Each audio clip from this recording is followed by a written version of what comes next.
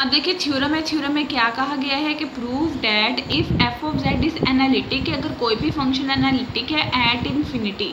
अगर कोई भी फंक्शन इन्फिनिटी पे एनालिटिक है देन अगर आप उस पर लिमिट अप्लाई करो उसके डेरिवेटिव पे तो वो इक्वल टू क्या होता है, ज़ीरो। यानी कि अगर कोई भी फंक्शन कह दिया गया वो इन्फिनिटी पे एनालिटिक नहीं है तो आपने उस फंक्शन का डेरिवेटिव लेना है और उस पर लिमिट अप्लाई कर देनी है,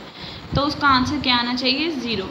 अब इसके प्रूफ के लिए देखें, आपने सबसे पहले पुट कर लिया कोई भी एक न्यू फंक्शन ले लिया एफ ऑफ जी की फॉर्म में, जो आके आपने जी ऑफ जेड ले लिया, वो ले लिया equal to F of one over Z. जब भी एनालिटिक का कोई काम करते हो हमेशा आप लोगों ने इस वाले फंक्शन के अंदर वाली टर्म का रेसिप्रोकल लेके उसको दूसरे फंक्शन के इक्वल लेट करना होता है। अब आपने जब ये वाली टर्म ले लिया है then G of Z is analytic in the neighbourhood of G equals to zero. This mean that the derivative of G of Z exist at Z equals to zero. अब देखो जब आप यहाँ पे Z equals to zero put करोगे तो आपके पास F of one over zero आ जाएगा और हमें पता है कि ये वाली चीज़ जो है आपके पास इन्फिनिटी के इक्वल होती है,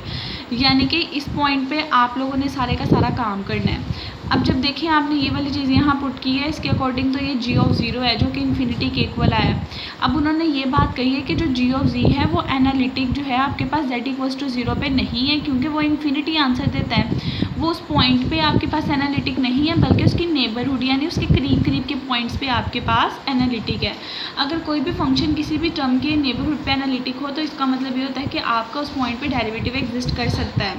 क्योंकि जिस पॉइंट पे आपका फंक्शन एनालिटिक नहीं होता उसकी नेबरहुड पे होता है। ये बात अंडरस्टूड है कि आपको ये बात पता होनी चाहिए कि उसका डेरिवेटिव लाजमी उस पॉइंट पे एग्जिस्ट करता है। तो आपने कहा कि z इक्वल्स टू ज़ीरो की नेबरहुड पे एनालिटिक है तो इस पॉइंट पे उसका डेरिवेटिव एग्जिस्ट करेगा। अब देखिए अगर आप इस टर्म का डेरिवेटिव लो जी डैश ऑफ जेड और इस टर्म का derivative minus one over Z का स्क्वायर एंगल का derivative F dash of one over जी,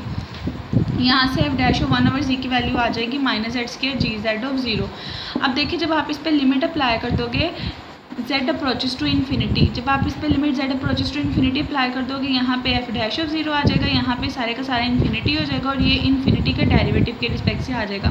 यानी कि जब आपने इसके ऊपर लिमिट अप्लाई कर दी z अप्रोचेस टू ज़ीरो तो ये वाली पूरी की पूरी टर्म आपके पास किस टर्म को अप्रोच कर गई, ज़ीरो को। तो यहाँ से एक बात ये आपके पास प्रूव होगी कि आपके पास अगर कोई भी फंक्शन दे दिया गया है वो किसी पॉइंट पे आपके पास एनालिटिक नहीं है, उसकी नेबरहुड पे एनालिटिक है, उसके रिस्पेक्ट से आप एक दूसरा फंक्शन बना सकते हो, उसका डेरिवेटिव लेके शो करवा सकते हो कि आपके पास अगर कोई भी फंक्शन किसी पॉइंट पे एनालिटिक नहीं है लेकिन आप अगर उसका डेरिवेटिव लेके उस पर लिमिट अप्लाई कर दो तो उसका आंसर हमेशा क्या आता है, ज़ीरो।